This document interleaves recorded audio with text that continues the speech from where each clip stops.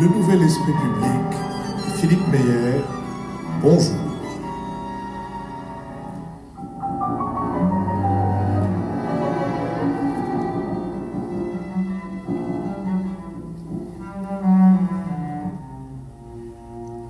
Bonjour, merci de nous avoir rejoints pour ce Nouvel Esprit Public au cours duquel nous allons tenter d'éclairer certains aspects de l'actualité. Nous le ferons avec Antoine Fouché, conseil, Lucille Schmid, vice-présidente de la Fondation de la Fabrique écologique, Richard Verly, correspondant à Paris du quotidien en ligne suisse Blick.fr, et Lionel Zinsou, ancien Premier ministre du Bénin et président de la Fondation Terra. Tout d'un coup, j'ai un trou. J'allais dire la Fondation Cosa Nostra, mais non. Et nous sommes à l'école alsacienne, que je remercie de nous accueillir pour la 8e année. C'est donc de cette saison, c'est notre dernier enregistrement public à l'école alsacienne. Le prochain aura lieu à la rentrée début septembre, à une date que nous ne manquerons pas de préciser par tous les moyens en notre possession. Nous sommes partenaires de l'hebdomadaire Le 1, dont le dernier numéro a pour titre « Où est-on chez soi ?» Il est ainsi chapeauté « Chez soi évoque un lieu chargé de notre identité. Comment trouve-t-on cet espace choisi ou déterminé par le destin individuel ou collectif ?» Mercredi, nous mettrons en ligne l'enregistrement de nos échanges avec le public venu ici ce matin, et toutes nos émissions font l'objet d'un compte-rendu analytique ou compendium auquel vous pouvez vous abonner gratuitement. Vous le recevrez dans votre boîte aux lettres de courriel chaque mercredi. Commençons par le premier des deux sujets que nous avons retenus à l'occasion du débat sur la taxe Zuckman. Comment répartir l'effort du désendettement ? Visant un déficit de 4,6% du PIB l'année prochaine au lieu de 5,4% cette année, le gouvernement entend serrer la vis budgétaire avec un effort de 40 milliards d'euros en 2026. La répartition de cet effort devrait être précisée à la mi-juillet. Dans ce contexte budgétaire alarmant et 4 mois après avoir été voté par une large majorité de députés, la proposition de loi des écologistes visant à instaurer un impôt plancher de 2% sur le patrimoine des ultra-riches, dite taxe Zuckman, a été rejetée jeudi par le Sénat, 188 voix contre, 129 pour. Aux côtés de deux économistes français reconnus internationalement, Olivier Blanchard, ancien chef économiste du Fonds monétaire international, et Jean Pisani-Ferry, architecte du programme économique d'Emmanuel Macron en 2017, Gabriel Zuckman a défendu mercredi dans Le Monde ce mécanisme pour rétablir, je cite, le principe constitutionnel d'égalité devant l'impôt. Nous partageons le constat que les plus riches ne contribuent pas aujourd'hui à hauteur de ce qui est demandé aux autres catégories sociales et que le mécanisme voté à l'Assemblée est le plus efficace pour remédier à cette situation. L'Institut des politiques publiques, fondé sur de nouvelles données administratives, a établi que les plus grandes fortunes paient dans l'ensemble très peu d'impôts sur les revenus car elles peuvent le contourner légalement grâce à diverses techniques d'optimisation comme l'utilisation des sociétés holding. En conséquence, alors que l'ensemble des Français acquittent environ 50% de leurs revenus en impôts et cotisations sociales, tout prélèvement compris, ce chiffre tombe à 27% pour les milliardaires, soit presque 2 fois moins. Le dispositif voté à l'Assemblée ne concerne que les fortunes d'au moins 100 millions d'euros, soit environ 1800 foyers fiscaux. Il rapporterait entre 15 et 25 milliards d'euros. Le gouvernement est opposé à la taxe Zuckman. Une telle contribution serait à la fois confiscatoire et inefficace, a tranché la ministre des Comptes publics Amélie de Montchalin. Confiscatoire parce qu'elle est trop élevée. Sans mécanisme de plafonnement, la proposition pourrait être censurée par le Conseil constitutionnel, mais aussi en garde la Commission des finances du Sénat. Inefficace dans la mesure où elle pousserait de façon catastrophique les contribuables visés à fuir la France. Argument que Gabriel Zuckman relativise en s'appuyant sur des études qui tentent à démontrer que lorsqu'un impôt sur la fortune est créé, le nombre de départs à l'étranger pour y échapper est marginal. Cette taxe pourrait revenir au budget 2026 à l'automne. Gabriel Zuckman rappelle que l'impôt sur le revenu voté en 1909 par la Chambre des députés a attendu 1914 pour que le Sénat, déjà dominé par la droite conservatrice, finisse par l'adopter. Sur cette question, Antoine Fouché. Merci Philippe. Je crois qu'il y a deux questions derrière la taxe Zuckman à examiner. La première, c'est la légitimité et l'efficacité de cette taxe-là et l'espoir qu'elle fait naître ou la place que cette taxe pourrait obtenir dans une stratégie de désendettement. Sur le premier sujet de la légitimité de la taxe, la première remarque que je voudrais faire, c'est que, contrairement à ce qu'on entend, la stratégie d'optimisation fiscale via la holding n'est pas propre aux milliardaires. Avec une entreprise qui fait 100 000, 200 000, 300 000 euros de chiffre d'affaires, vous pouvez avoir exactement la même stratégie. Elle est connue de toutes les start-up ou tous les créateurs d'entreprises. Parce que le mécanisme est en fait assez simple, consiste à faire remonter des bénéfices dans une holding. Ces bénéfices ne sont pas de l'argent propre, ce n'est ni des rémunérations, ni des salaires, ni des dividendes. Ce sont des bénéfices qui sont donc simplement imposés à l'IS, à l'impôt sur les sociétés, ce qui fait 25%. Et quand vous êtes milliardaire, vous avez en plus l'IFI et un peu quand même d'impôt sur le revenu, qui fait qu'on monte à 27%. Et c'est ça qui explique la différence entre 27% pour d'un côté les plus fortunés et de l'autre les 50% que la plupart des gens qui travaillent et qui gagnent leur argent en travaillant s'acquittent. Pourquoi est-ce qu'on a ce problème aujourd'hui et pourquoi on ne l'avait pas il y a 40 ans? Parce qu'il y a 40 ans, on taxait les bénéfices et les dividendes et les rémunérations du même montant. C'est-à-dire que dans la note que vous avez citée, c'est bien rappelé au début des années 80, dans l'ensemble des pays européens, la taxation des bénéfices, elle était entre 40 et 50%, comme les dividendes, comme la rémunération, et du coup, il n'y avait aucun intérêt financier à conserver des bénéfices en tant que bénéfices et à ne pas les transformer en dividendes ou en rémunération. Pourquoi est-ce que les bénéfices la taxation des bénéfices a été divisée par deux? Et c'est là que ça commence à devenir intéressant. Parce qu'on est en pleine contradiction française, c'est que à partir du moment où nous avons ouvert et libéré le marché des capitaux, parce que nous vivons au-dessus de nos moyens, nous avons besoin de faire appel à des capitaux étrangers pour pouvoir maintenir notre niveau de vie, nous sommes obligés d'être attractifs en termes de concurrence fiscale, sinon personne ne vient chez nous, et donc nous sommes obligés, comme les autres pays du monde et comme les autres pays d'Europe, de baisser l'impôt sur les sociétés pour pouvoir attirer des capitaux qui financent aussi notre niveau de vie. Et donc c'est la même raison qui explique que nous avons été obligés de baisser notre impôt sur les sociétés, qui fait qu'avec ces stratégies-là, une partie des milliardaires payent moins d'impôts que tout un chacun, et qui explique que nous sommes autant endettés. Nous avons été obligés, ou plutôt nous avons choisi de libérer, de nous financer notre niveau de vie, ce qui nous a conduit à baisser l'impôt sur les sociétés. Une fois qu'on a dit ça, est-ce que la taxe Zuckman, c'est une solution à ce problème-là? Quand on regarde les arguments des opposants, il me semble qu'il n'y en a pas beaucoup qui sont convaincants. Le premier qui est l'argument confiscatoire. Cette taxe serait confiscatoire, a dit la ministre du Budget. Là, un rapide calcul, me semble-t-il, permet de montrer que c'est vraiment pas convaincant. D'après les statistiques qui sont publiques et les arguments des gestionnaires de patrimoine eux-mêmes, les placements en capital rapportent sur les 30-40 dernières années environ 5% par an. Donc, je prends un capital d'1 milliard d'euros, il me rapporte à peu près 50 millions d'euros de revenus par an. La taxe Zuckman, elle en prend 20, il en reste 30. Donc même avec la taxe Zuckman, le patrimoine continue d'augmenter. Si une taxe qui permet au capital de continuer d'augmenter est confiscatoire n'a plus aucun sens. Donc, me semble-t-il, ça n'est pas une taxe confiscatoire, c'est très difficile de dire ça. Deuxième argument, c'est anticonstitutionnel. Là aussi, quand on regarde de près les choses, la taxe, elle a été pensée comme une taxe sur le patrimoine et non pas comme une taxe sur les revenus, de façon à répondre à la jurisprudence du Conseil constitutionnel de 2012, qui justement avait censuré une disposition du projet de loi pour 2013 qui assimilait les bénéfices à des revenus. C'est-à-dire qu'on avait dit que pour calculer le plafond sur l'impôt sur la fortune, des bénéfices qui ne sont ni transformés en dividendes, ni transformés en rémunération sont quand même équivalents. Et le Conseil constitutionnel a dit non.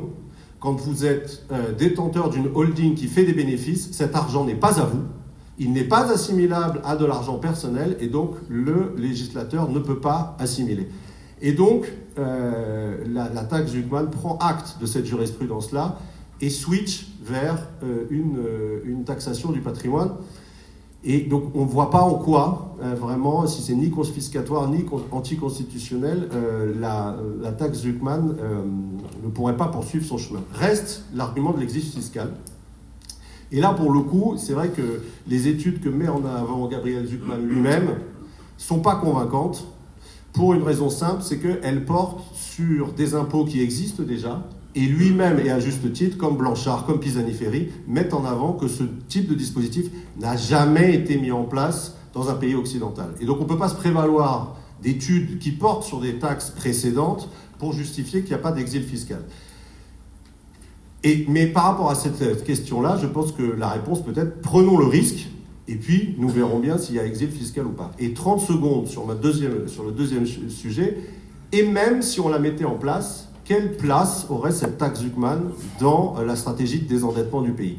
Et là, je pense qu'il faut vraiment poser les ordres de grandeur pour chasser les faux espoirs que cette taxe a fait naître.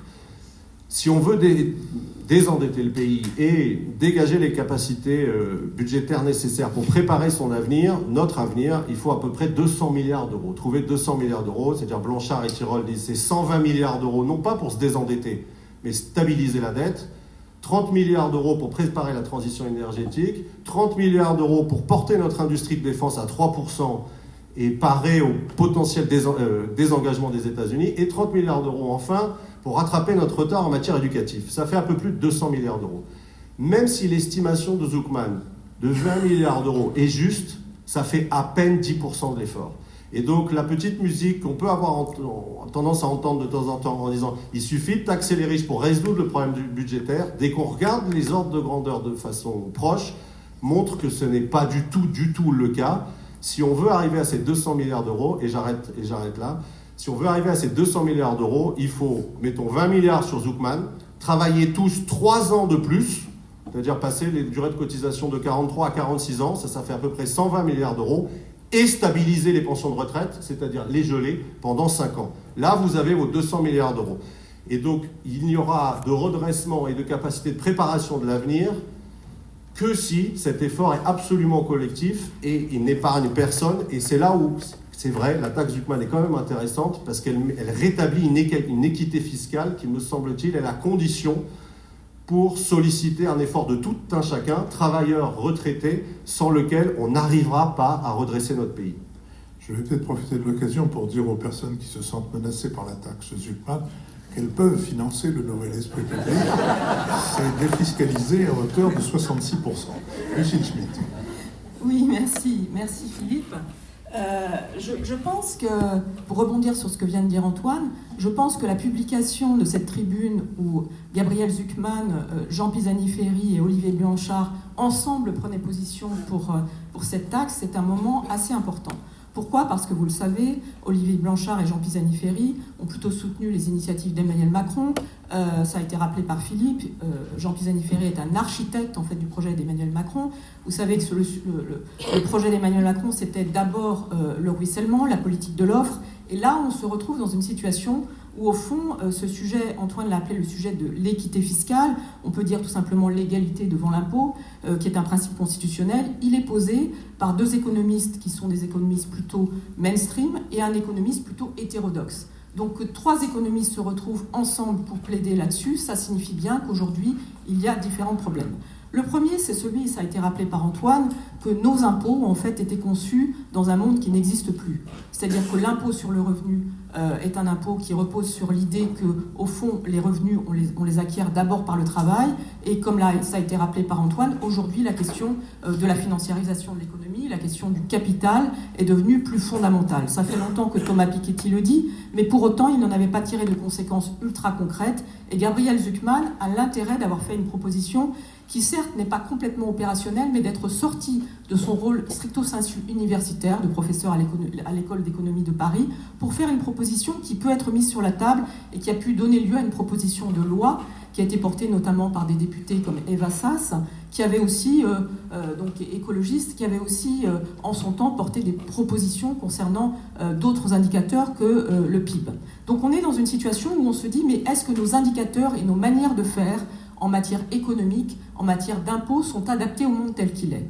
Moi, je crois que là-dessus, il faut répondre de manière très claire, non, et que la réflexion fiscale est une réflexion intéressante parce qu'elle vient, d'une certaine manière, contredire ce principe qui est qu'au fond, les Français ne veulent pas davantage d'impôts, ils sont contre l'impôt, ils aimeraient bien avoir moins d'impôts, sur lequel repose, à l'évidence, la conviction du gouvernement en place et d'Emmanuel Macron. Est-ce que c'est si vrai que ça ? Est-ce que le sujet de la justice fiscale n'est pas aujourd'hui un sujet qui est en train de prendre de l'importance dans l'opinion publique, mais avec le sentiment que d'une certaine manière, il est impossible, au fond, de faire face à ce qui relève d'une forme d'injustice planétaire. En ce sens, la taxe Zuckman, même si elle présente des difficultés opérationnelles, vous en avez un petit peu parlé, Antoine, on peut aussi parler de ce qui est souvent invoqué par le gouvernement, sur le fait que les licornes, par exemple, les start-up très, très prometteuses en termes de high-tech, ont une forme de capitalisation qui, en fait, les rendrait très sensibles à la taxe et qui pourrait les tuer. On voit bien que toutes ces questions, en fait, qui sont avancées, relèvent surtout d'une absence de volonté politique. Moi, je crois que c'est ça qu'il faut retenir. Et ce qui est important, c'est de bien avoir en tête que la taxe Zuckman n'est pas là seulement pour taxer les riches, elle est là aussi pour faire face aux besoins d'investissement qui sont les nôtres. Quels sont-ils ? Et là-dessus, Olivier Blanchard, par exemple, a été, me semble-t-il, particulièrement clair, alors même que, comme Philippe le rappelait, il a été chief économiste du FMI, c'est pas un dangereux gauchiste. Il a rappelé qu'il y avait un élément essentiel, la question de l'investissement vert, c'est-à-dire comment est-ce qu'on transforme notre industrie, comment est-ce qu'on fait face au dérèglement climatique qui aujourd'hui menace. Il a aussi parlé des questions de défense, en les plaçant plutôt en seconde position, et ça c'est un point qui me semble-t-il important. Et puis il y a ces enjeux autour de l'éducation, de la connaissance, et de tout ce qui relève au fond de la grandeur d'une nation. Aujourd'hui, la puissance, elle relève aussi de ce qu'on pourrait appeler le soft power, et en ce sens, la taxe Zuckman est en train de nous dire, mais nous devons trouver des ressources additionnelles pour à la fois réduire la dette et continuer à investir. C'est là-dessus qu'on sent bien un tâtonnement du côté du gouvernement et de ce qui constitue sa majorité minoritaire. On est dans une situation où, au fond, on ne sait pas aujourd'hui articuler ce besoin de réduire la dette et ce besoin de regarder l'avenir. Se placer dans une perspective historique, c'est fondamental. Lorsque l'impôt sur le revenu a été pendant plusieurs années combattu par le Sénat, il a été finalement voté, et d'ailleurs pour un taux ridicule, en 1914, au moment de la Première Guerre mondiale. On est aujourd'hui dans une situation de très grande incertitude planétaire. Est-ce que ce n'est pas le moment d'avoir un peu plus de créativité lorsqu'on fait de la politique et tout simplement de prendre le risque de tâtonner, d'introduire cette forme de taxe? On n'est pas obligé de reprendre le pourcentage de Zuckman. Lorsqu'Éric Lombard dit « je travaille à quelque chose qui ressemble à la taxe Zuckman », en fait, en faisant en sorte d'en sortir tout ce qui relève du patrimoine professionnel et qui donc sera totalement inefficace, il reconnaît d'une certaine manière l'importance du symbole, mais sans vouloir y donner une portée opérationnelle. Moi, je crois qu'il faut saluer aujourd'hui le fait que Gabriel Zuckman sort stricto sensu de son rôle de professeur, qu'à l'extérieur des maires de grandes villes, une tribune a été signée par une bonne trentaine de maires de grandes villes pour dire on a besoin d'investir, et qu'aujourd'hui, il y a là-dessus un débat public, un débat national à avoir. Richard Verlet. Au fond, si je résumais, je dirais la taxe Zuckman et son intérêt vraiment formidable, c'est qu'on veut transformer le monde, on veut transformer la fiscalité, on veut transformer l'économie, mais on oublie de transformer la France. Moi, je trouve que l'idée est bonne. Le point qui est fait par Gabriel Zuckman, qu'on peut contester, qu'on peut améliorer, il y a la question de l'assise du patrimoine, c'est-à-dire que est-ce qu'on intègre les outils professionnels ou pas, c'est un sujet tout à fait réel. Enfin, tout a été évoqué déjà, enfin beaucoup de choses parmi mes deux prédécesseurs. Mais moi, pardonnez-moi, mais j'en ai marre qu'à chaque fois que la question du dérapage des dépenses publiques françaises, du désendettement de la France est posée, on ne parle que d'impôts, que de nouveaux impôts. Donc, il y avait autant de milliardaires que ça dans donc je l'avoue simplement, j'en ai marre que ces économistes, qui souvent sont des gens extrêmement talentueux, et Zuckman a beaucoup combattu le secret bancaire à l'époque, le secret bancaire suisse, et il avait raison de le faire, et il a contribué à avoir la peau du secret bancaire, et c'était une bonne chose pour l'économie mondiale que de faire disparaître ce trou noir qu'était la place bancaire helvétique à beaucoup d'égards. Mais néanmoins, j'aimerais que ces économistes, et j'inclus dedans Pisani-Ferry et Blanchard, dépensent la même énergie intellectuelle, les mêmes tribunes dans le monde, pour dire que le modèle français ne fonctionne plus du point de vue des dépenses publiques et des finances publiques. Or, ils ne le font pas. Et c'est ça le gros problème, au fond. C'est-à-dire que s'il y avait des voix, les mêmes voix, qui dans les mêmes tribunes défendaient une taxe qu'on peut appeler modèle Zuckman, et d'autre part avancer un plan sérieux, crédible, de réduction des dépenses publiques dans ce pays, ou plutôt de rééquilibrage des dépenses publiques, puisqu'il est très juste de dire qu'il y a les dépenses écologiques et les dépenses de défense, j'applaudirai dès demain, mais ce n'est jamais le cas. Donc merci Monsieur Zuckman, vous êtes un économiste très brillant. Lucille vient de nous apprendre que maintenant vous êtes plus qu'un économiste, vous êtes un penseur politique, mais ce penseur politique, sa réflexion s'arrête toujours à la même frontière, celle du modèle français qui dérape et que plus personne ne sait contrôler. Lionel, bien sûr. C'est très bien les milliardaires, je vais prendre les noms.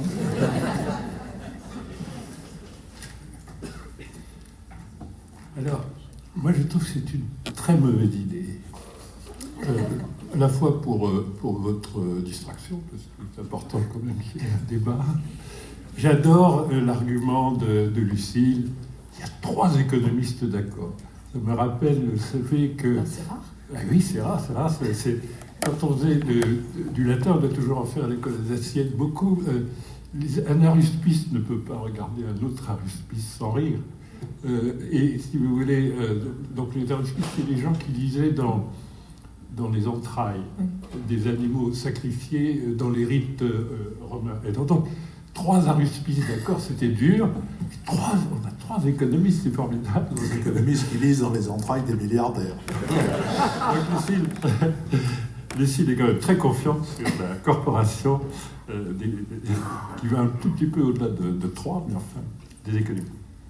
Alors, c'est très français aussi, et là je suis tout à fait dans le regard de Richard. C'est évidemment qu'il y a un sujet énorme qui est, puisqu'on est à peu près de toutes les grandes puissances, le pays qui impose le plus, quand on est un petit peu au-dessus, on avait réussi à baisser un peu, mais enfin au-dessus de 50% de prélèvements obligatoires dans le PIB, pour une moyenne de l'OCDE, donc des pays riches, de 36%. Comment se fait-il que les Français soient mécontents de la gestion des services publics et trouvent qu'ils sont modérément performants, notamment l'hôpital public ou l'école, qui ne sont peut-être pas au niveau des dépenses. Bon, ça, c'est les vrais sujets, quand même. Le vrai sujet, c'est comment on arrive à gérer, en fait, l'économie française. Mais c'est tellement plus simple de recourir à la magie fiscale. Alors, si j'étais pas béninois, je dirais que c'était l'économie vaudou. Enfin, mais comme j'ai beaucoup de respect pour le vaudou, si vous voulez, je ne vais pas l'impliquer dans cette affaire. Même Antoine, qui a fait un panorama extraordinairement bloc central, c'est-à-dire c'est vraiment formidable cette taxe. Bon, c'est pas du tout le sujet, c'est pas du tout les montants qu'il faudrait. En fait, ça sert à rien, mais c'est quand même très très intéressant. Donc, c'était très bien fait. Non, les arguments des opposants existent, Antoine. Ils ne sont pas complètement nuls. L'un, c'est regardons l'historique. C'était difficile de lever entre 2 et 3 milliards d'impôts sur la fortune. On considérait que c'était étroit en termes d'assiette et que c'était coûteux à lever. Là, on veut passer à 10 fois plus. On dit que c'est tout à fait anodin parce qu'on prend 2% du patrimoine.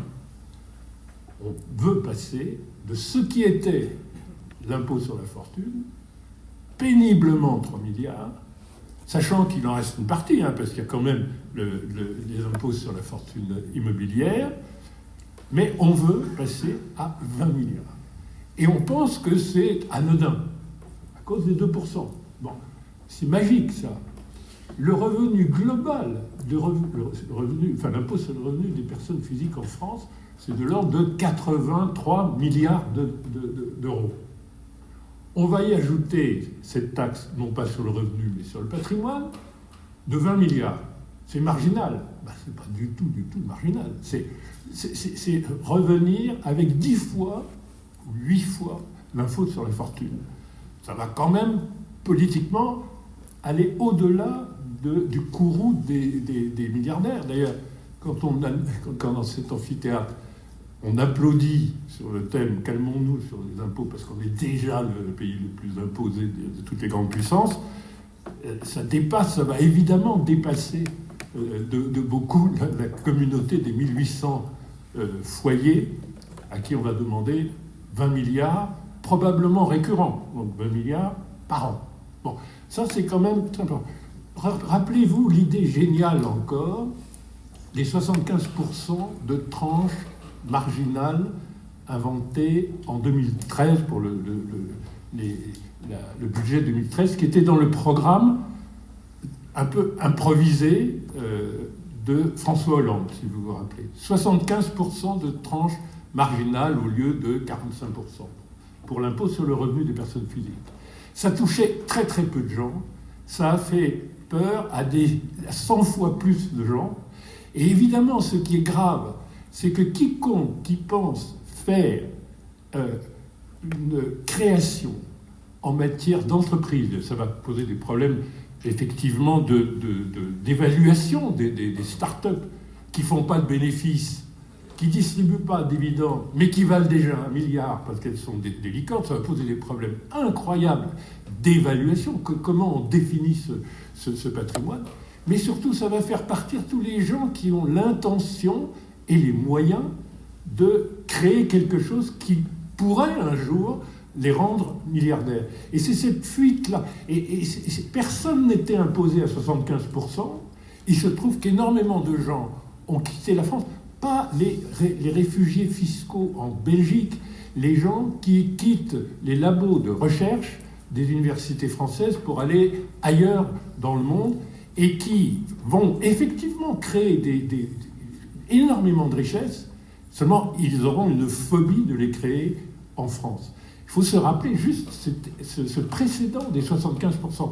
Quand on a une mesure magique, ça ne fonctionne pas. Et Olivier Blanchard est effectivement l'ancien chef économiste du FMI, mais il est beaucoup plus raisonnable. Il reprend l'argument de l'équité et de l'égalité devant l'impôt, et il dit on peut calibrer quelque chose à 5 milliards, évidemment qu'il faut enlever les entreprises de l'assiette. Alors évidemment, on va perdre 15 milliards sur 20 milliards oniriques, qui n'existent pas, qui sont imaginaires, qu'on ne collectera jamais. Si on faisait ça, par exemple sur les holdings, vous avez expliqué, Antoine, que tout le monde savait comment on faisait. Il suffit de requalifier un certain nombre de ces niches fiscales cachées dans des holdings pour ne pas payer plus d'impôts. Bon, ça c'est assez facile à faire par les contrôleurs des impôts. Si on était à 5 milliards, ce ne serait pas magique.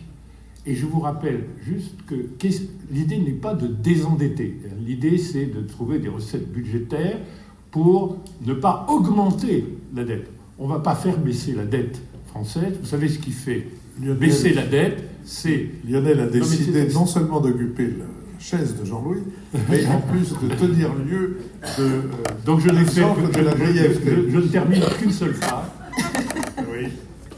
Il y a une seule façon de faire baisser la dette publique, c'est une combinaison de croissance en volume et d'inflation. Nous avons fait baisser en 2 ans la phrase est terminée. Je suis la dette spécialiste française je connais les fins de phrase mieux que n'importe quel Ruspice. Voilà comment on fait baisser Antoine la Fouché. dette, pas en faisant de la magie. Lionel. Antoine Fouché. Un point d'accord et un point de désaccord pour suivre le débat. Le point d'accord, c'est que, je crois l'avoir dit, la taxe Zuckman est tout sauf magique, c'est-à-dire que même si on la mettait en place, et même si elle rapportait 20 milliards, et il y a une incertitude sur le montant, 90% de l'effort resterait à faire. Donc, de toute façon, ça n'est pas par la taxation des ultra-riches que la France s'en sortira. C'est clair et net, et dès qu'on regarde les ordres de grandeur, c'est limpide. Et on ne s'en sortira que par un effort collectif qui mobilise à la fois les travailleurs, on doit travailler plus longtemps, les retraités, dont il faut stabiliser les pensions pendant un certain nombre d'années, parce que c'est là, en dépenses publiques, qu'il y a les économies les moins difficiles, en tout cas en termes économiques, et évidemment les ultra-riches. Et c'est là où j'arrive à mon point de désaccord, c'est que ça me semble politiquement impossible et un peu excessif, mais quasiment impossible, de demander un effort nécessaire à l'immense majorité des Français, qu'ils soient actifs ou retraités, sans rétablir l'équité fiscale. Et à partir du moment où on est dans une situation où ceux qui ont le plus payent 2 fois moins, et c'est incontestable, et d'ailleurs c'est pas contesté. C'est contestable. Pourquoi c'est contestable? Parce que c'est déjà taxé. J'aurais pas dû... Antoine, c'est déjà Je suis taxé. trop honnête. Il ne faut pas remettre une pièce dans la machine. Et Antoine, c'est déjà taxé. Non, Parce que ce qui fait la valorisation du capital, c'est qu'il y a des résultats qui sont déjà taxés. À 27%. Non. Si. Vous avez tous les prélèvements sociaux et fiscaux sur la richesse créée par les entreprises. Je parle des entreprises. Justement, non, Lionel. La spécificité qui explique cette situation-là, et encore une fois, quand vous gagnez 200 000 euros avec votre entreprise, vous pouvez faire exactement la même chose. Donc, ce n'est pas spécifique aux milliardaires, et c'est totalement légal. C'est si vous ne touchez pas les bénéfices, cet argent-là n'est pas à vous juridiquement, c'est à la personnalité morale, c'est-à-dire la holding, et donc il reste, vous pouvez le réinvestir, parce que la holding est à vous, vous pouvez le réinvestir, mais il n'y a ni CSG, ni CRDS, ni IR. Ah oui, c'est parce que vous réinvestissez. Oui, ça c'est autre chose. C'est pour si on veut qu'il y ait de la création. À ce moment-là, que je ne on dérange devrait personne, mais je vais vous rappeler que nous avons, grâce à Dieu et grâce à l'école alsacienne, une deuxième partie des débats de nos 2 sujets, et que c'est là que vous pourrez continuer à développer vos différences et vos divergences, car pour le moment, nous allons nous intéresser à notre deuxième sujet, qui est celui de Donald Trump contre la Californie, et peut-être même au-delà. Après des heures à Los Angeles sur fond d'expulsion d'immigrés en situation irrégulière, le président américain a envoyé le 7 juin la garde nationale dans la ville contre l'avis des autorités locales. Désormais, 4800 membres de la garde nationale de Californie et Marines se trouvent déployés autour des bâtiments fédéraux pour apporter leur soutien à la police locale et aux agents de l'agence chargée de l'immigration. Officiellement, il s'agit de protéger bâtiments et agents fédéraux. En s'en prenant au Golden State, le choix de cibler la Californie n'a évidemment rien d'anodin. Le déploiement sans fondement de la garde nationale par l'administration Trump est manifestement une mesure de rétorsion contre la Californie, bastion des communautés immigrées, et s'apparente à une déclaration de guerre à l'écart de tous les Californiens, a déclaré l'influente organisation de défense des libertés civiles. Depuis son retour à la Maison-Blanche, soutenu par un congrès à majorité conservatrice, la confrontation s'est envenimée. Véhicules électriques, protection des transgenres, gestion de l'eau, aucun domaine n'échappe à la croisade. Plus que jamais ciblée, la Californie riposte dans l'arène judiciaire. Lors du premier mandat de Trump, l'État avait intenté plus de 120 recours contre son administration, en majorité remportés, se dressant notamment contre le décret anti-immigration Muslim Ban, le démantèlement des protections des jeunes sans-papiers et la sortie de l'accord de Paris sur le climat. Depuis janvier, le rythme s'est accéléré. Seule ou alliée à d'autres États, la Californie a déjà déposé plus d'une vingtaine de recours contre la remise en cause du droit du sol, contre l'accès du DOGE, le département de l'efficacité gouvernementale, contre l'accès de ce DOGE au système de paiement du Trésor, contre les coupes dans la recherche médicale, contre l'augmentation des droits de douane. Et sur le plan économique, l'escalade commerciale avec la Chine menace lourdement l'État de la côte ouest, dont les ports jouent un rôle majeur dans les importations venues d'Asie. Sur le sujet central de l'immigration, la résistance californienne passe ainsi par la loi. Fin 2017, malgré les menaces répétées de l'administration Trump, les élus de l'État avaient adopté une loi limitant strictement la coopération entre police locale et agents fédéraux chargés des expulsions. Surnommée Loi sur les valeurs californiennes, cette législation a fait de l'État le premier sanctuaire du pays pour les immigrés sans papier. Validée en 2019 par la justice, elle reste une épine dans le pied de l'administration Trump qui accuse la Californie d'entraver sa politique migratoire. Jeudi, le sénateur Padilla, successeur de Kamala Harris au Sénat des États-Unis, a été arrêté et menotté pour avoir interrompu la conférence de presse de Kristi Noem, secrétaire à la sécurité intérieure et vigoureuse promotrice des lois anti-immigrés. Samedi, de grandes manifestations ont été organisées pour s'opposer à la politique du président américain à travers tout le pays, tandis que la présidente démocrate de la Chambre des représentants du Minnesota était assassinée. Sur cette question, Richard Verlet. Alors, il se trouve que j'étais aux États-Unis il n'y a pas longtemps, puisque j'en suis revenu il y a 3 semaines. Je n'étais pas en Californie, j'étais dans le Colorado, où j'ai fait tout un reportage sur les pratiques des services anti-immigration, plutôt les services de l'immigration, mais qui de facto sont aujourd'hui des services anti-immigration, qui aux États-Unis sont, on en parle communément sous l'acronyme ICE, comme la glace, ICE, parce que c'est le sigle de ces agents. D'abord, je pense qu'il faut toujours rappeler, et dans le cas de la Californie, c'est encore plus vrai, Trump fait ce qu'il a promis. Ne l'oublions pas. C'est-à-dire qu'il est fidèle à ses promesses. Il avait promis de mobiliser la garde nationale dès qu'il le pourrait, dès qu'il le jugerait bon. Il le fait dans ce cas-là. Il avait promis d'utiliser l'armée si besoin d'après lui, à l'intérieur du territoire américain. Il le fait avec les Marines. Et il le fait à la veille de sa parade militaire qui a eu lieu hier samedi, parade militaire en l'honneur officiellement du 250e anniversaire de la création de l'armée américaine, première en gros procession des manifestations à venir pour le 250e anniversaire de la fondation des États-Unis, mais ça tombait pile le jour de son anniversaire, le 14 juin. Donc tout ça, Trump l'a promis, et c'est important de le redire parce que pour son électorat, pour l'électorat MAGA, c'est quelqu'un qui tient ses promesses. Et dans la politique, c'est assez important de le dire, parce qu'on reproche beaucoup aux politiciens de ne pas les tenir. Lui, il les tient à n'importe quel coup, mais c'est toujours son optique. Et là, et c'est le deuxième point que je voulais faire, c'est que de toute manière, il est aussi fidèle à ce qu'il a dit, c'est-à-dire que la seule manière de s'en sortir, c'est par la force. C'est un homme du rapport de force en tout. Or, il a dû constater que sur le plan international, le rapport de force, ça ne marche pas. En tout cas, il l'a perdu pour l'instant sur les différents théâtres où il comptait, en tapant du poing, obtenir raison. On pense à la paix en Ukraine, on pense aux négociations qu'il voulait avec l'Iran.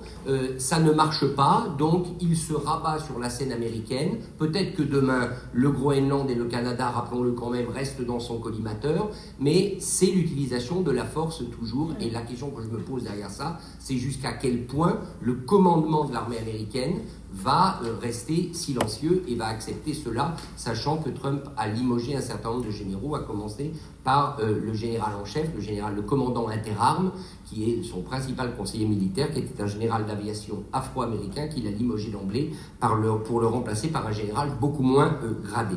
Troisième point, la Californie, c'est le bouc émissaire parfait de la politique de Donald Trump.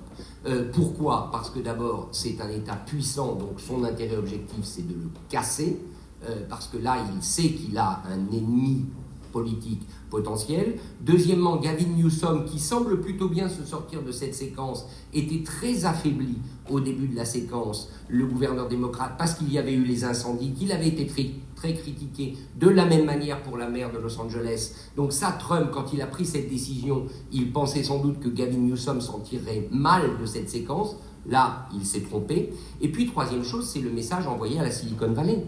Parce qu'on parle des immigrants, on parle de la Californie, du déploiement de la garde nationale pour protéger les bâtiments fédéraux, mais c'est aussi un signal envoyé à tous les géants de la tech de la Silicon Valley qui, depuis le début de sa présidence, ça ne vous a pas échappé, sont allés se prosterner à la Maison-Blanche. Ce sont des gens qui... Alors on pense à Jeff Bezos, on pense à Apple et à tous les autres. C'est un signal envoyé à ces gens que vous êtes dans le radar du Trumpisme. Si votre État, l'État où vous êtes, la Californie, ne se comporte pas comme il le faut, on enverra davantage de troupes et on vous mettra au pas. Et comme ce sont des gens qui ont prouvé, des milliardaires, on parlait de la taxe Zuckman à l'instant, comme ce sont des multimilliardaires qui ont prouvé depuis le début de la présidence Trump qu'ils avaient l'échine très souple, eh bien, il est en train, ni plus ni moins, de leur montrer qu'il faudra encore davantage se prosterner et se mettre à genoux devant lui.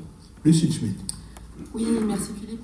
Moi, je trouve ça très intéressant d'observer que les démocrates ont enfin trouvé une voie, puisque depuis 6 mois, nous attendions désespérément que l'un d'entre eux s'exprime avec force. Et ce qui est intéressant aussi, c'est que Gavin Newsom n'est pas la voix démocrate que l'on attendait. Pourquoi ? Parce que, comme l'a dit Richard, il était affaibli par ce qui s'est passé au moment des incendies, parce qu'il fait partie de l'aile modérée, voire l'aile droite des démocrates, que c'est par exemple quelqu'un qui, dans le cadre d'un podcast personnel qu'il a fait, a interviewé Steve Bannon, qui donc est d'une certaine manière considéré comme un ennemi intérieur par toute l'aile gauche, les Bernie Sanders, etc. Donc que ce soit une voix démocrate inattendue, c'est intéressant, et ce qui est d'autant plus intéressant, c'est que le discours qu'il a fait, vous l'avez peut-être écouté, ou vous en avez regardé, vous en avez lu le contenu, est un discours extrêmement articulé, qui d'une certaine façon prend les uns après les autres tous les arguments qui font qu'aujourd'hui, la démocratie américaine peut être qualifiée de démocratie illibérale, si on reprend les termes qu'on utilise en Europe. Il les reprend terme à terme, et notamment, évidemment, il emploie le sujet sur la question migratoire, en rappelant par exemple que lorsque Donald Trump s'attaque aux migrants, il ne s'attaque pas à des criminels, il s'attaque à des plongeurs, il s'attaque à des couturières, il s'attaque à des journaliers et des jardiniers, et d'une certaine façon, il rappelle ainsi qu'on peut lutter contre des criminels, on peut lutter contre des personnes qui ne respectent pas le droit, mais que s'attaquer à ceux qui travaillent honnêtement aux États-Unis, c'est s'attaquer à tous les Américains, parce qu'il faut le rappeler, les États-Unis sont une terre de migration, toute l'histoire des États-Unis est construite autour de la migration. Donc ça, c'est un point très fort, et là-dessus, nous, Européens, qui vivons toutes ces discussions sur les questions migratoires, je ne suis pas sûre que nous percevions la force de cet argument. Le deuxième argument qui est très intéressant, c'est qu'il rappelle qu'il n'existe pas dans le droit américain, la capacité de ce qu'a fait Donald Trump de déployer la garde nationale et ensuite de déployer les Marines. Et à chaque fois, il le fait en rappelant que les Marines sont des héros, ils n'attaquent jamais la garde nationale, et donc il emploie un ton extrêmement modéré, mais il se situe du côté du droit, en rappelant qu'il existe notamment un texte extrêmement latin, que certainement l'école alsacienne serait plus à même de se rappeler que moi, mais en tout cas, il existe depuis le 19e siècle un texte qui interdit de déployer l'armée sur le territoire américain lorsque la police, en fait, doit accomplir sa mission contre des civils. Et il rappelle ainsi qu'en se comportant ainsi, Donald Trump, d'une certaine manière, déshumanise les migrants. Le troisième point qui est essentiel, me semble-t-il, c'est tout ce qu'il dit sur la connaissance et la destruction des bases de données. C'est-à-dire qu'il dit, au fond, Donald Trump nous rend ignorants et il nous prive de notre capacité à exercer nos droits de citoyenneté. Ça, c'est un point aussi essentiel. Et un élément qui me semble très important également, c'est qu'aujourd'hui se répand aux États-Unis, vous le savez, une forme de peur. Dans les manifestations qui ont eu lieu hier, No Kings, au moment même où se déroulait le défilé militaire à Washington, beaucoup, ça a été rappelé par différents articles de la presse française, beaucoup de citoyens américains n'ont pas voulu donner leur nom en disant « Vous vous rendez compte de ce qui est en train de se passer ? Je prends un risque si jamais je vous donne mon nom. » Et certains ont même caché leur visage. Donc on est dans une situation où aujourd'hui, Gavin Newsom, qu'il soit gouverneur de Californie ou pas, dit quelque chose que ressentent des millions d'Américains. Et je voulais rappeler une chose aussi, c'est que lorsque Donald Trump a gagné, il a gagné certes avec un certain nombre de millions de voix d'avance, mais c'est d'abord un effondrement des démocrates qui s'est produit. Et donc que ce soit cette figure démocrate modérée qui se lève, ça pose la question, me semble-t-il, de savoir si la Californie peut représenter l'ensemble des États-Unis. Ça n'a jamais été considéré comme ça. On considère que c'est la 4e puissance économique mondiale qui, de ce fait même, ne peut pas représenter les États-Unis, notamment l'Amérique rurale et l'Amérique de Trump. Mais il y a là quelque chose qui peut, me semble-t-il, représenter, moi aussi je joue les Jean-Louis Bourlange, Philippe, qui peut représenter... Ça ne m'avait pas échappé. Lionel Zinsou. Je termine juste ma phrase, qui peut représenter quelque chose en termes de vote indépendant, vote démocrate et vote modéré et centriste en défendant l'état de droit. Lionel Zinsou, dans les limites raisonnables. Je serai très très bref. Allez, si on commence par des menaces, je ne sais pas où on va finir. D'autant plus que ça n'a aucun rapport avec le premier sujet, sauf que dans le programme de Trump, il y a la baisse des impôts dans tous les domaines. Ainsi d'ailleurs que dans le programme du chancelier Merz, qui a quand même annoncé 46 milliards de baisse des charges des entreprises. Enfin, donc ça n'a aucun rapport, c'est pratique. Non, ce qui me frappe quand même, c'est que le président Trump est devenu quand même le plus impopulaire en 100 jours des présidents des États-Unis post-inauguration, comme on dit. Et donc Richard, oui, il est constant, il fait ce qu'il dit. Malgré tout, il y a quand même des déceptions dans son électorat. Il y a quand même, aujourd'hui, il est plutôt minoritaire dans l'opinion. L'autre chose, c'est que il a conduit des combats qui, pour l'instant, n'ont pas donné un très grand résultat, notamment sur M. Poutine. Alors, est-ce qu'il va avoir raison de M. Newsom? C'est peu probable, parce que malgré tout, la Californie, c'est un pays. Si c'était un pays, ce serait un des plus grands pays de l'Union européenne, avec quelque chose comme la richesse créée d'un pays comme la France, par exemple. Donc on parle vraiment d'un rapport de puissance à puissance entre l'État fédéral et la Californie.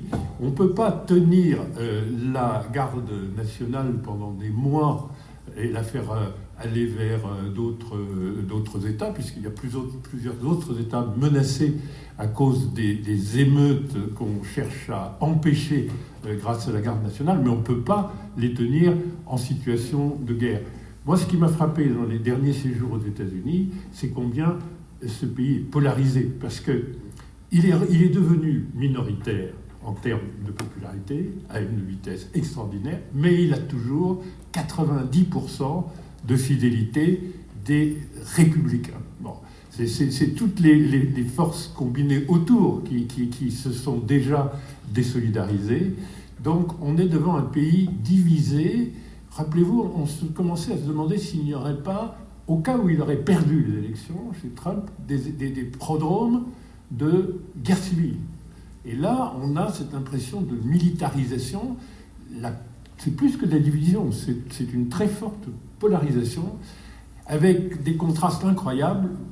Vous vous promenez autour de la Maison Blanche, c'est un quartier extraordinairement chic pour milliardaires, et à 500 mètres, vous êtes dans un état de non-droit.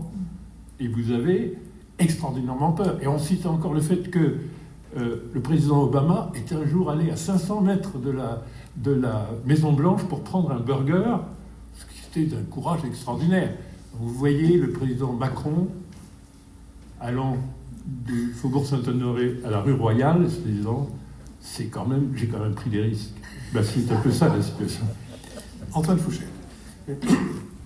Moi, ce conflit qui est né aux États-Unis là, me fait vraiment peur, parce qu'il me semble qu'on peut l'analyser presque comme un conflit existentiel entre un État fédéré et la vision des États-Unis de Donald Trump. Ils sont absolument opposés sur tout. Richard l'a dit, la Californie, ça représente exactement ce que les électeurs de Donald Trump et Donald Trump détestent. C'est la mondialisation des marchandises, avec les flux de marchandises venant d'Asie qui, chaque jour, arrivent dans les ports de Californie. C'est la mondialisation des capitaux, avec les centaines de milliards de dollars chaque année qui viennent financer la Silicon Valley pour créer les startups, développer les nouvelles technologies qui ensuite vont se répandre dans le monde entier. Et c'est la mondialisation des hommes, avec les vagues migratoires qui sont très importantes, au point que, parce qu'il y a des statistiques ethniques aux États-Unis, au point que depuis 10 ans maintenant, les Blancs sont minoritaires en Californie et la population d'origine hispanique est majoritaire. Donald Trump, la vision des États-Unis de Donald Trump, c'est exactement l'inverse, c'est-à-dire qu'il veut réduire la dépendance des États-Unis à la production étrangère, donc limiter la mondialisation des marchandises. Il veut limiter la mondialisation des capitaux en pressant le gouverneur de la Banque centrale de baisser ses taux d'intérêt pour rendre l'argent moins cher aux États-Unis, pour avoir moins besoin du financement extérieur, et évidemment réduire le nombre d'immigrés, voire évidemment expulser davantage d'immigrés. Et là où, me semble-t-il, on peut dire que c'est un conflit existentiel, donc potentiellement une guerre civile, c'est que du point de vue de Trump, si la Californie, ou si les États-Unis ressemblaient demain à la Californie, ce ne serait plus les États-Unis. Et du point de vue des Californiens, si la Californie ressemblait demain aux États-Unis de Trump, ça ne serait plus la Californie. Et c'est là où, me semble-t-il, il y a un conflit très violent, existentiel, entre les deux, qui peut potentiellement, s'il n'y a pas de discussion qui est renouée, de dialogue, ce n'est pas excessif ou délirant de penser qu'il peut y avoir des bribes de guerre civile, voire une guerre civile. Je pense toujours à l'entrée l'entrée Trump dans la nouvelle version du dictionnaire amoureux de géopolitique d'Hubert Védrine sur Trump. Il dit impensé, donc impensable, donc impensé. Il faut penser le fait qu'il peut y avoir une guerre civile aux États-Unis sur ce fondement-là. Donc la situation est, me semble-t-il, extrêmement grave. Après, comment on en sort et c'est là où il me semble que ça peut être... ce conflit-là est quand même très intéressant pour nous, Européens, et pour toutes les démocraties occidentales. Le conflit qu'il y a aujourd'hui entre Newsom et Trump, me semble-t-il, est archétypal du conflit que Dampoli a identifié dans L'heure des prédateurs, entre deux conceptions de la démocratie. Une conception de la démocratie qui est fondée sur le résultat versus le respect des procédures, ou, encore une fois, une autre manière de le dire, une conception de la démocratie qui est fondée sur la souveraineté populaire versus le respect de l'état de droit. Et c'est là où c'est très intéressant, me semble-t-il, et encore une fois archétypal, parce que, comme l'a dit Richard, Trump ne fait que ce qu'il a dit. Et il a été élu. Et donc il a, de ce point de vue-là, une légitimité démocratique incontestable. Et de l'autre côté, le gouverneur de Californie respecte l'état de droit, défend l'état de droit. Et donc là où ce qui se passe doit, me semble-t-il, nous concerner tous, c'est que ce conflit entre l'état de droit et le résultat, ou entre le résultat et le respect des procédures, c'est le conflit démocratique que nous allons tous avoir dans nos démocraties dans les années et les décennies à venir, parce que les deux sont légitimes.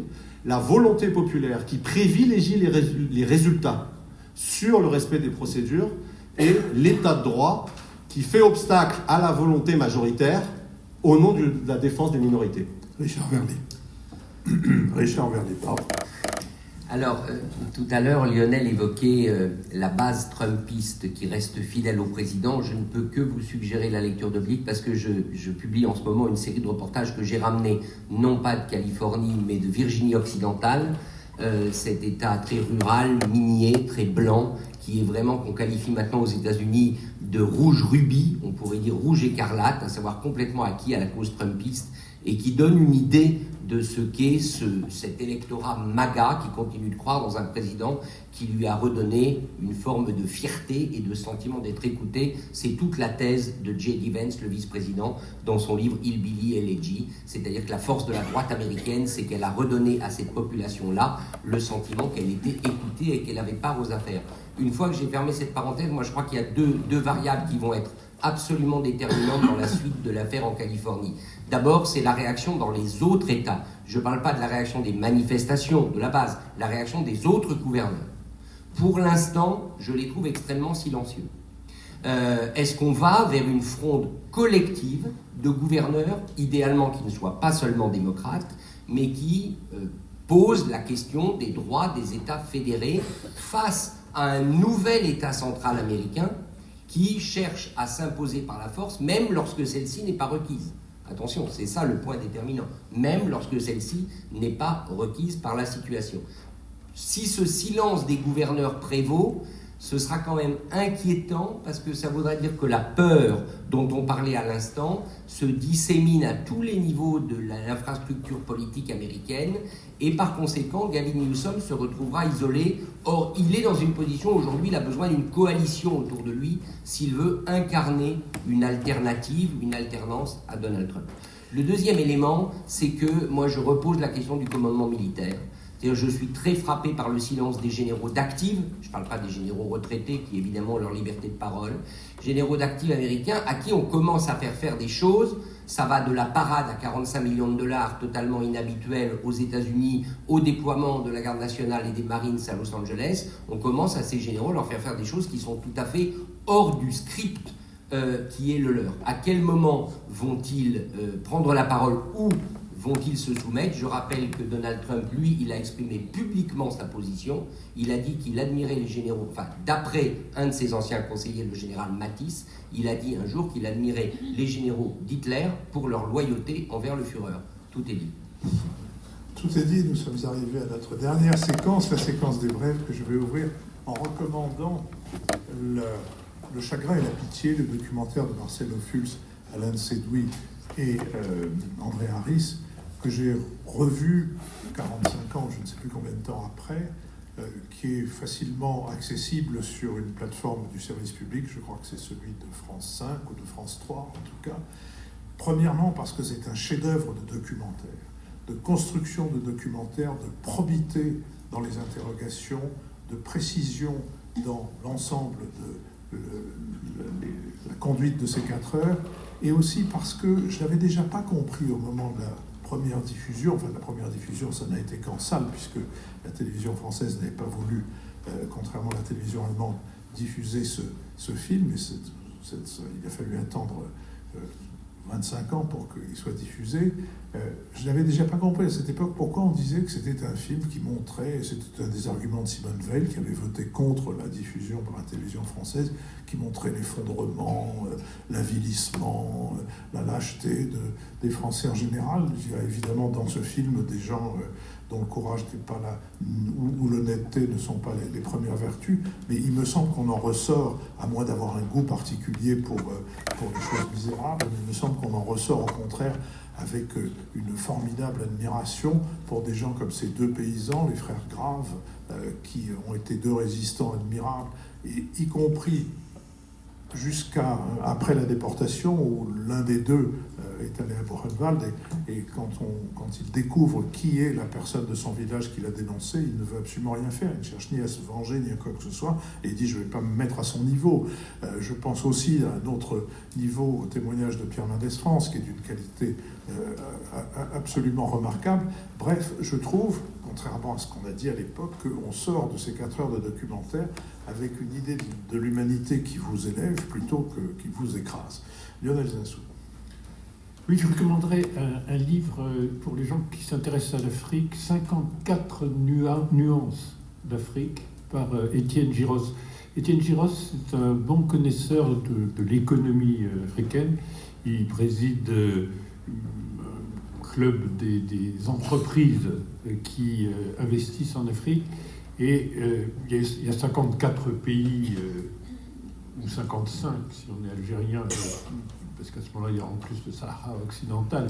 Mais sinon, il y a 54 pays qui ont un territoire en Afrique. Donc, il y a 54 nuances d'Afrique différentes. Et il prend 54 clichés sur l'Afrique et il les démonte l'un après les autres de façon très efficace. Il y a vraiment très peu de connaissances réelles et fines sur l'Afrique. C'est une façon agréable de rentrer dans quelque chose de beaucoup plus érudit et très intéressant sur l'Afrique d'aujourd'hui. Lucille Schmid. Oui, moi je voulais recommander ce numéro d'Hérodote. On connaît bien Hérodote ici, puisque Béatrice Gibelin est une des intervenantes régulières, sa directrice de la rédaction du Nouvel Esprit Public. Ce numéro porte sur la géopolitique de la mer Rouge, et c'est assez passionnant parce que ça montre comment, ce qui ne peut pas vraiment être qualifié de région, puisque d'un côté de la mer Rouge, vous avez au fond les États parmi les plus pauvres du monde, et de l'autre côté des États parmi les plus riches au monde en termes d'investissement. Et ça montre comment la fragmentation des États, la question de la conflictualité, la possibilité d'avoir des échanges, tout ça a été totalement impacté par l'attentat terroriste du Hamas d'octobre 2023. C'est passionnant. Il y a notamment une introduction de Marc Lavergne que je trouve remarquable. Il y a des choses sur l'Érythrée, par exemple l'Érythrée, balcon sur la mer Rouge, passionnante. Et Christophe Ayad a écrit sur l'espèce de disparition de l'Égypte de la scène internationale. Donc je vous recommande vraiment ce numéro d'Hérodote, parce qu'il dit des choses, au fond, assez rares dans le débat public. Antoine Fouché. Je voudrais profiter du fait qu'on est aujourd'hui à l'École alsacienne pour recommander le livre de son directeur qui s'appelle Cas d'école, et qui est, à mon sens, l'un des livres les plus éclairants sur l'histoire de l'éducation nationale dans notre pays. Alors plutôt du côté de la pédagogie, que des institutions. Mais je donnerai 2 exemples plutôt que de le résumer parce qu'il n'est pas résumable en 30 secondes. 2 exemples pour donner envie de le lire. Le premier, c'est en tant que parent, on a souvent le sentiment d'être un peu mis à l'écart par l'institution scolaire en France, surtout quand on a eu la chance de soit être parent dans d'autres pays ou être élevé dans d'autres pays. Ça vient de très loin, ça vient même de plusieurs siècles, et il y a une forme de continuité entre l'institution scolaire d'aujourd'hui qui considère les parents un peu comme des emmerdeurs, qui prennent trop soin de leurs enfants, l'école de la Troisième République qui suspectait toujours les parents d'avoir peut-être voté pour l'empereur et d'être anti-républicains, et l'école des jésuites de l'Ancien Régime qui suspectait toujours les parents peut-être d'être tentés par la réforme. Et cette continuité est extraordinairement bien montrée dans le livre. Et puis, un deuxième exemple, qui est que j'ai toujours eu du mal à comprendre pourquoi est-ce que dans toutes les études internationales sur le système scolaire français, il était établi depuis des décennies que les élèves français sont ceux qui ont le moins confiance en eux quand ils sortent du système scolaire. Lisez Cas d'école et vous comprendrez pourquoi. Richard Verlet. Je vais terminer sur une note qui est à la fois vertigineuse et drôle dans sa réalisation. C'est la série documentaire que vous avez peut-être regardée. Elle est diffusée, je crois, depuis mercredi dernier sur Netflix. Y a-t-il un dealer dans l'avion ? Ce sont les 3 épisodes documentaires qui relatent l'affaire qu'on a connue sous le nom Air Cocaïne. Vous savez, ce jet qui avait été prendre en République dominicaine une dizaine de valises remplies de 700 kilos de cocaïne, qui a été interpellé par les forces de police dominicaines à l'aéroport, et ensuite il y a eu tout ce feuilleton avec les pilotes qui ont réussi à s'évader, etc., etc. Pourquoi j'en parle ? D'abord parce que l'affaire est rocambolesque, c'est un bon moment d'écran.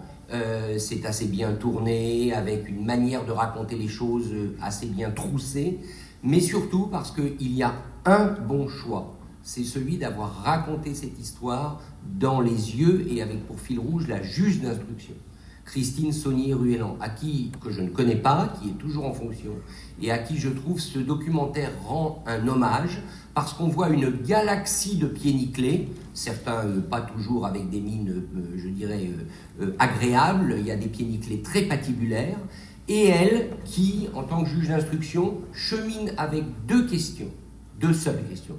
Pourquoi et comment ? Pourquoi ils ont volé tant de fois en République dominicaine ou en Équateur, et comment ils y sont arrivés, et comment ils peuvent expliquer ce qui s'est passé, les valises, l'argent, etc.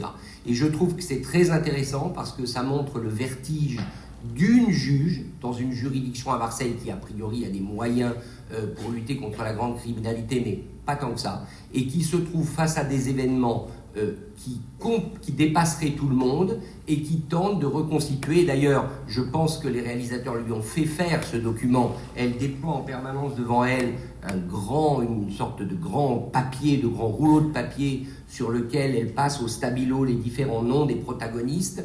L'idée est très bien faite, ça fait penser, vous savez, à ces murs où on épingle les noms de tous les mafieux, mais ça montre que la justice ne chemine au fond qu'avec 2 questions, pourquoi et comment.